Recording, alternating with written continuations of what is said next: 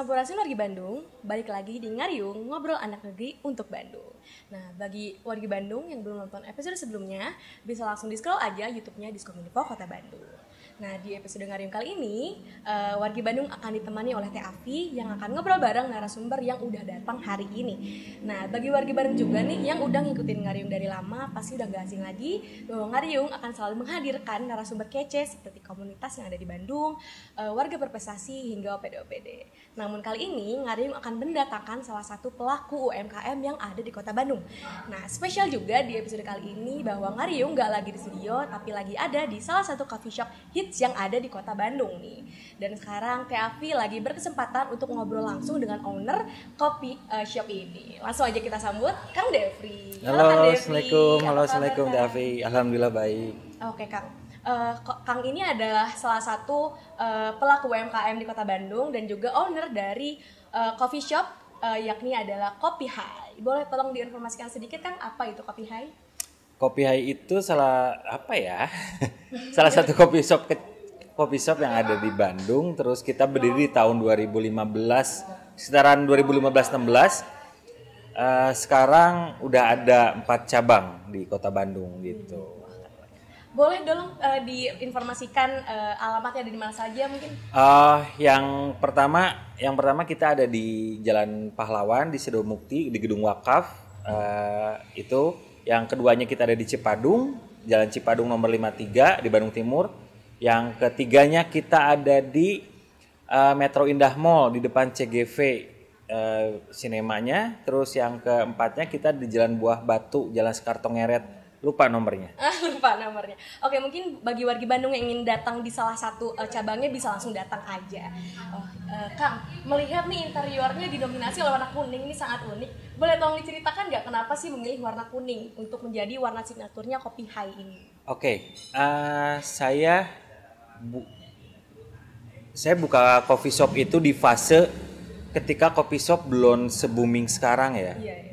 2015-2016 itu fase-fase ya masih awam coffee shop itu. Dan saya dulu benar-benar saya berpikir think of the box banget gimana caranya. Pada saat itu coffee shop itu warna-warnanya monokrom, senja-senja, Iya. abu, hitam, coklat gitu.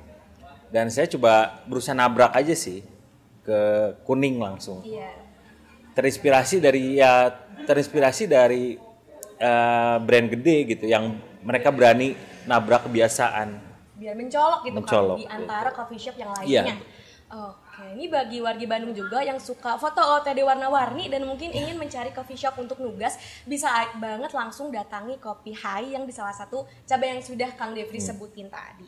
Oke Kang, dengar-dengar juga nih bahwa Kopi Hai ini ada kaitannya dengan bisnis syariah yang Kang Devri punya nih. Boleh tolong diceritakan? Oke.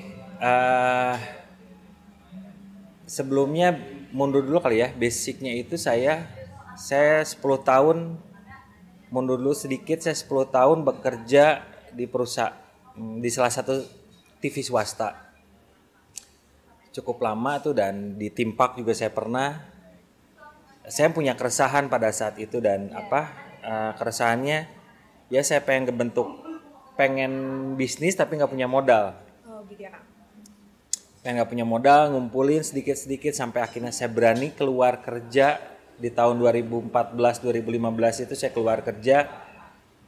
Dan pada saat itu saya nggak punya, ya keluarga semuanya pengusaha, keluarga saya semuanya pedagang. Tapi saya nggak punya, saya bukan anak manajemen bisnis, nggak ada basic knowledge tentang ilmu bisnis gitu. Dan yang saya tahu cuman yang saya lihat pada saat itu yang saya pelajari, keluarga saya berbisnis nyontoh sama Rasulullah SAW gitu. Masya Allah. Sesederhana itu. Iya, iya. Akhirnya saya buka-buka buku lagi, buka-buka kitab lagi, pelajari lagi.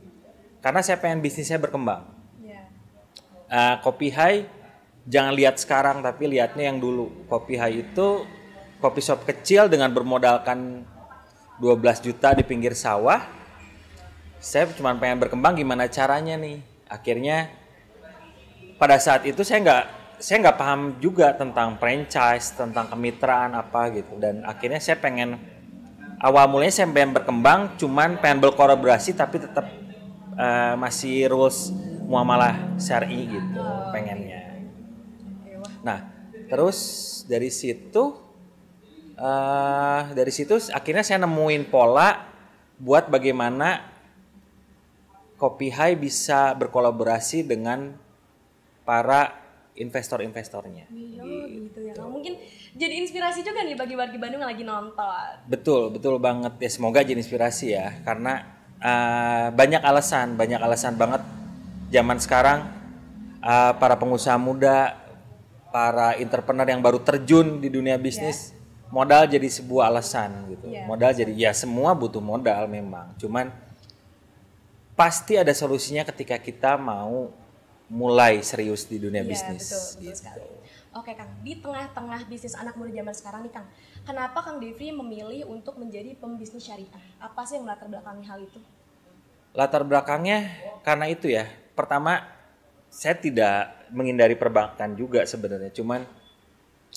Cuman saya pengen Kopi Hai itu karena misi saya FYI, for your information. For your information, gimana nih Kang? Ini kan asal mulanya bukan Kopi Hai namanya ketika pertama kali saya menyiptakan. Asal mulanya percaya atau tidak, makanya I-nya 2, itu asalnya Kopi Haj. H-A-J-J.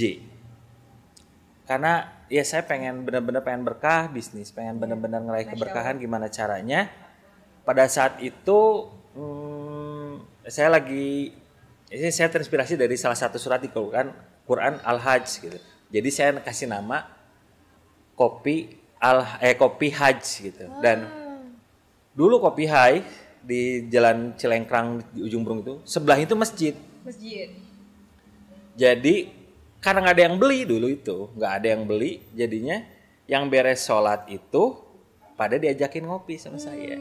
Masih pakai peci, masih pakai gamis. Diajak jajan kopi ya? Enggak, saya gratisin. Oh, digratisin, Masya Allah. Karena ya nggak ada yang beli pada saat itu. Edukasi, ya kopi shop masih jarang banget pada saat itu. Dan akhirnya, loh ini yang masuk pada pakai gamis semua, pada pakai peci semua, namanya Kopi Hajj. Waduh, terlalu segmented buat saya. Akhirnya saya potong J-nya tuh. J-nya saya potong, akhirnya jadilah Kopi Hai. Dan akhirnya ya di situ karena saya pengen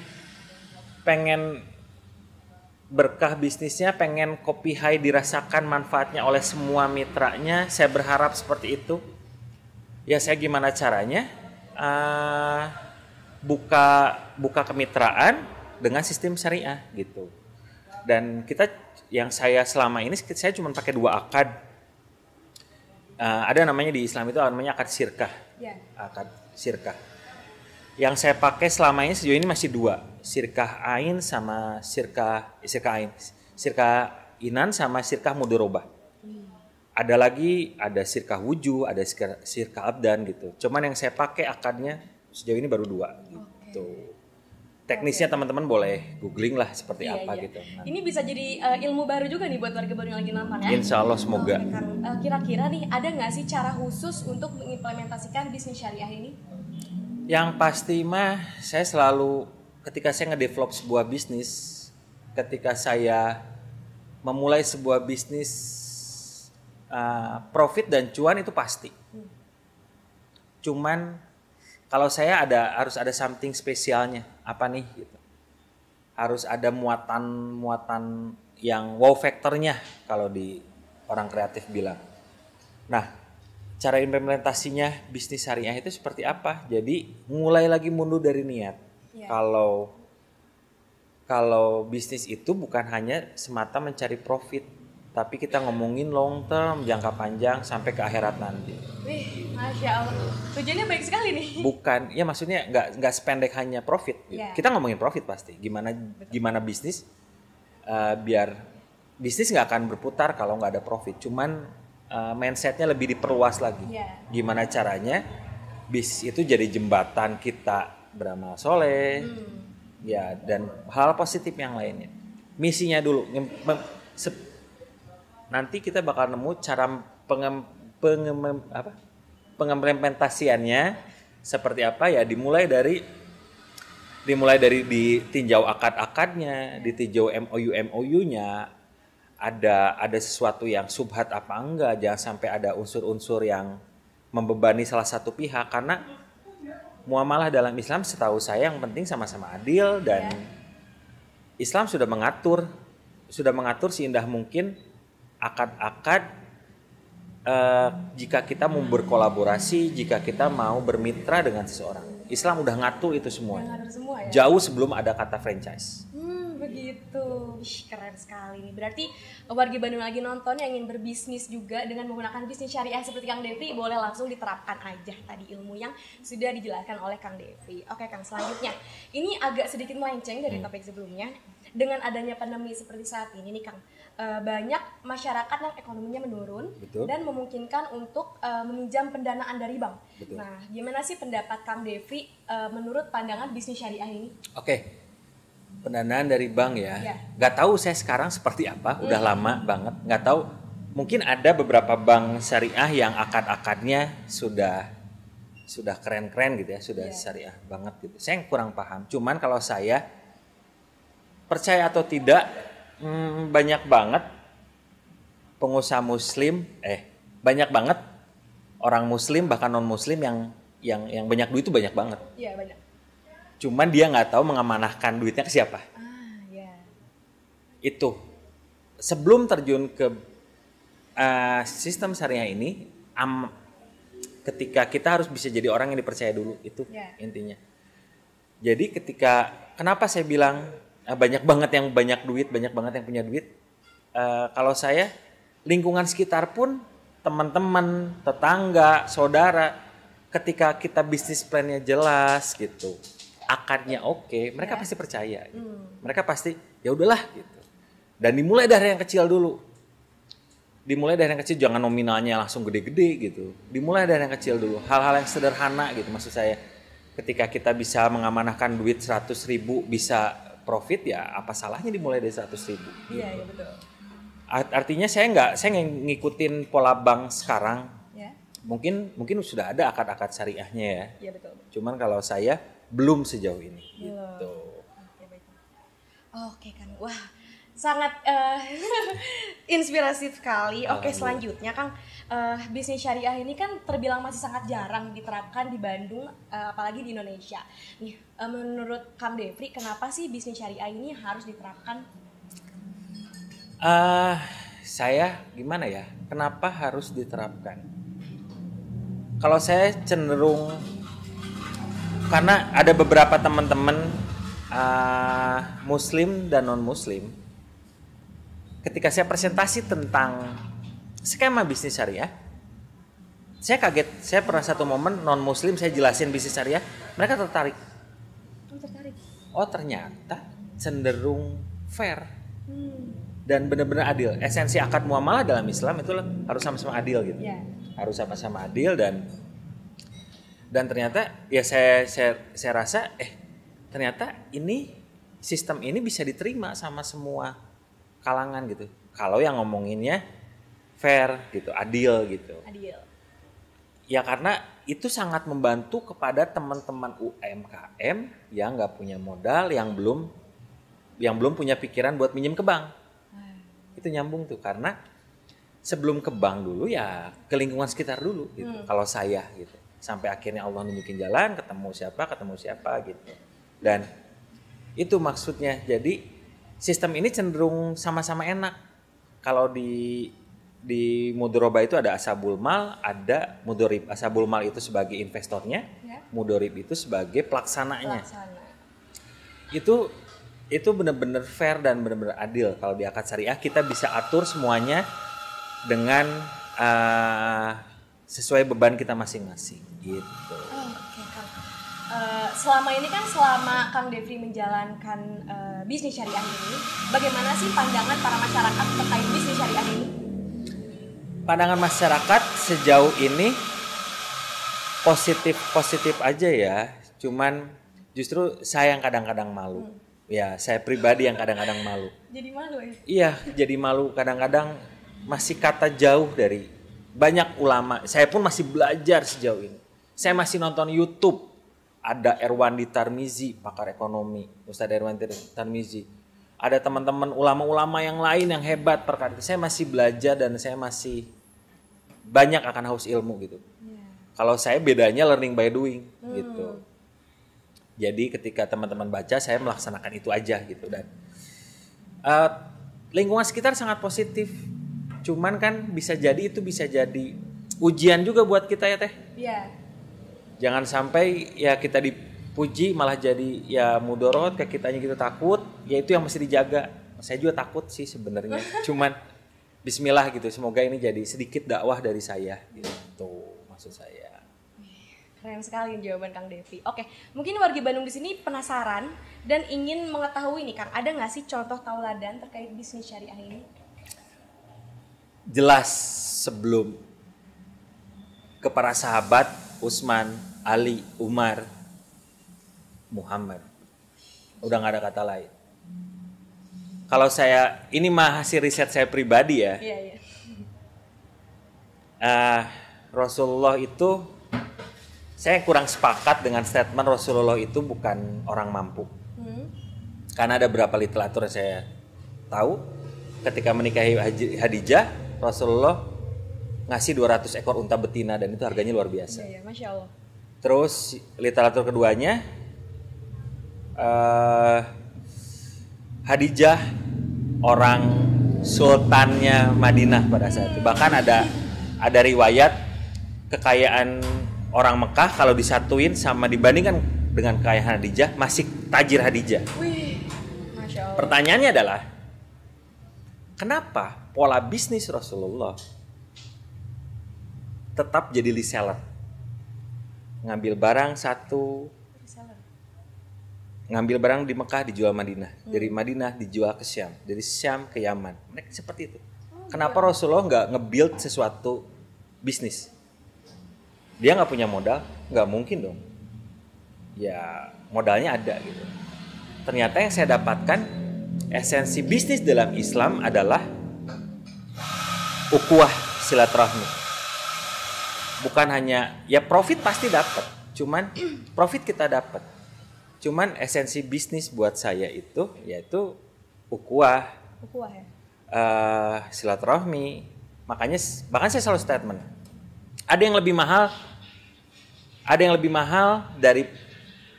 lebih berharga dari profit bisnis atau cuan bisnis, yaitu keluarga dan teman. Masya Allah, iya. Itu sih buat saya. Jadi tauladannya benar-benar kalau lu mau dagang, ya lu lihat Nabi lu gitu. Keren. Nabi lu dagang kayak gimana ya begitu. Ketika kita jauh dari contoh Nabi ya dagangnya ya gitu. Maksudnya kita harus kejar gimana caranya betul, gitu. Definisi Nabi adalah teladan kita ya. Betul. Iya, Masya Allah. Oke Kang, selama menjalankan bisnis syariah ini, ada nggak sih Kang suka dukanya? Boleh tolong diceritain nggak?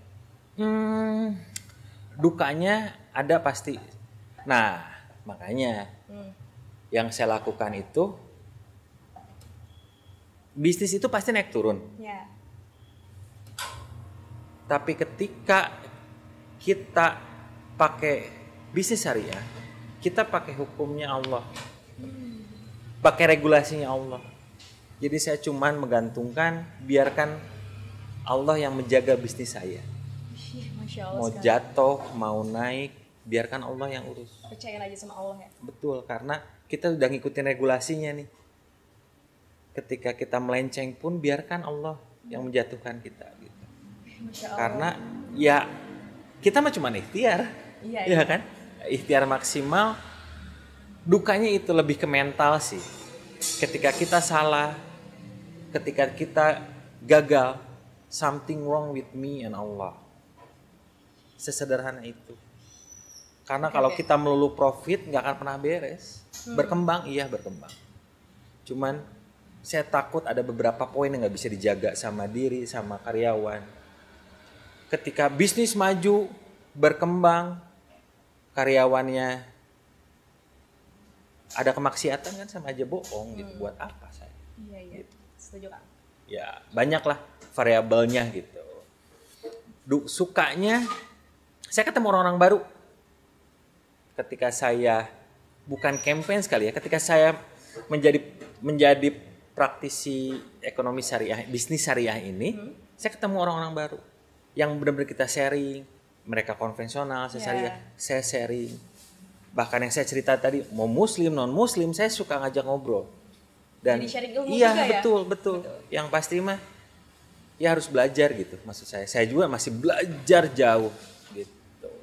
Oke, wah jawaban Kang Devi dari tadi sangat informatif dan aduh inspiratif sekali nih bagi Bandung lagi nonton. Oke Kang, terakhir nih, ada nggak sih harapan Kang Devi untuk Kota Bandung dengan berkembangnya bisnis syariah ini? Saya berharapnya di Kota Bandung pertama, percaya atau tidak, beberapa kali saya jadi, ya nggak beberapa kali ya, sekali dua kali saya jadi pembicara gitu. Banyak banget yang pengen mulai bisnis. Anak muda Bandung itu bener-bener, orang Bandung itu udah bener-bener kreatif deh. Cuman mereka belum ketemu orang yang pas. Belum ketemu orang yang tepat. Jadi minjem ke bank gitu. Dan harapan saya ya pemerintah Kota Bandung bisa memfasilitasi pengusaha muda. Mungkin udah ada ya, maaf saya nggak tahu gitu. Kalau memang sudah ada, maaf saya nggak tahu. Cuman di lingkungan saya sendiri pun banyak UMKM yang masih merangkak. Di sekeliling saya pun banyak UMKM anak muda terutama yang mau mulai how to build business gitu. Betul. Mereka bingung cari modal kemana, minjem ke bank takut riba gitu, minjem ke temen nggak ada yang percaya. Makanya kalau pemerintah Kota Bandung denger ya semoga teman-teman dari Kota Bandung bisa memfasilitasi ini semua dan kesinambungannya, keberkahannya semua kerasa. Ya, gitu. Oke. Terima kasih Kang, harapannya sangat informatif sekali. Oke, mungkin warga Bandung lagi nonton penasaran dengan Kang Devi dan mungkin ingin tanya-tanya nih ke Kang Devi. Boleh tolong disebutkan sosial media yang Kang Devi punya? Boleh, ada Instagram saya Devri Ahmad @devriahmad. Terus kalau teman-teman yang pengen promosi channel nggak apa-apa ya di sini. Dong. Oh iya. Kita juga ada channel YouTube di Kopi Hai. Itu ngebahas tentang bisnis dan industri kopi dan insya Allah muamalah syariah juga dibahas di sana. Ada YouTube-nya @coffeehighofficial. Boleh di sana juga. Kalau Instagram pribadi juga itu tadi Devri Ahmad gitu. Bisa langsung di subscribe dan follow juga ya warga Bandung. Soalnya itu ilmu gratis tuh dari Kang Devi. Oke, mungkin cukup sampai di sini aja. Terima kasih Kang Devi sudah menyempatkan waktu untuk hadir. Dan warga Bandung jangan lupa like, comment, dan subscribe YouTube-nya Diskominfo Kota Bandung dan nyalain loncengnya biar nggak kelewatan keseruan di tiap episodenya. Mungkin cukup sampai di sini. Sampai bertemu di episode selanjutnya hanya di Ngariung, ngobrol anak negeri untuk Bandung. Dadah.